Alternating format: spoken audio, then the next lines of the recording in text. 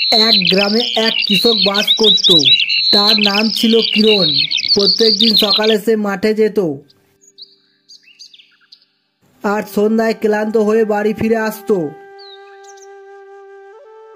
সংসারে তার স্ত্রী আর এক ছোট্ট ছেলে কুট্টু থাকতো। তাদের খাওয়া দাওয়া কষ্ট হলেও তারা খুব সুখে শান্তিতে থাকতো। একদিন কিরণ মাঠে কাজ করতে করতে সে দেখতে পেল একটি সাদা গরু একা বনে ঘুরে বেড়াচ্ছে। গরুটি ছিল খুব সুন্দর দেখতে, গোটা গা যেন ঝকঝক করছে, চোখে মুখে যেন বুদ্ধির ঝিলিক। কিরণের গরুটাকে দেখে খুব মায়া হলো, তাই সে গরুটাকে নিয়ে তার বাড়িতে এলো। পরের দিন সকালে কিরণের স্ত্রী দেখল গরুটি তাদের গোয়ালে দুধ দিচ্ছে আর তার দুধ স্বর্ণের মতো ঝকঝকে। তাই কিরণের স্ত্রী সেই দুধ একটি পাত্রে জমিয়ে রাখলো। ওই দুধ বাজারে বিক্রি করে কিছু টাকা পেল। দিনের পর দিন তাদের দরিদ্র আস্তে আস্তে কেটে যেতে লাগলো। একদিন কুট্টু গোয়ালে গিয়ে গরুটিকে খুব আদর করছিল। তখন হঠাৎ গরুটা মুখ খুলে কথা বলতে লাগলো। কুট্টু, আমি একটি জাদুর গরু। তোমার বাবার সততা দেখে আমি এখানে এসেছি। কিন্তু মনে রেখো, কেউ যদি লোভে পড়ে আমাকে বিক্রি করতে চায় তাহলে আমি আর এখানে থাকবো না।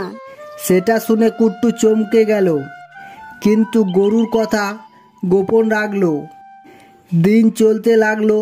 কিরণের প্রতিবেশীরা লক্ষ্য করলো তাদের গরিব প্রতিবেশী এখন ভালো খাবার খাচ্ছে, নতুন নতুন জামা কাপড় পরছে।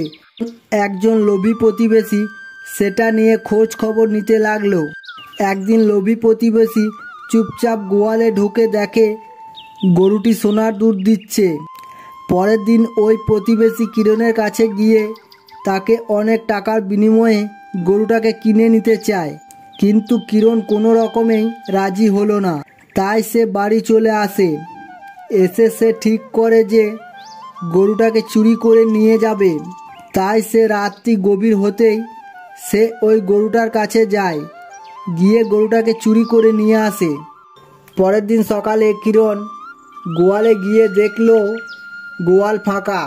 তখন কুট্টু কাঁদতে কাঁদতে তার বাবার কাছে গিয়ে সব বলে, জাদুর গরুর কথা আর তার সত্যের কথা। সেটা শুনে কিরণ খুব কষ্ট পেতে লাগলো। ঠিক তখনই আকাশে মেঘ জমে উঠল, বাজ পড়তে লাগলো আর ওই প্রতিবেশীর গোয়ালে আগুন ধরে গেল আর গরুটাও হাওয়া হয়ে গেল। আগুন নেভানোর পরে সেখানে পাওয়া গেল একটি সোনার কলসি। তাতে লেখা আছে যে লোভে নয়, ভালোবাসায় জাদু টিকে থাকে। তারপর কিরণ ওই কলসিটা নিয়ে বাড়ি ফিরে আসে।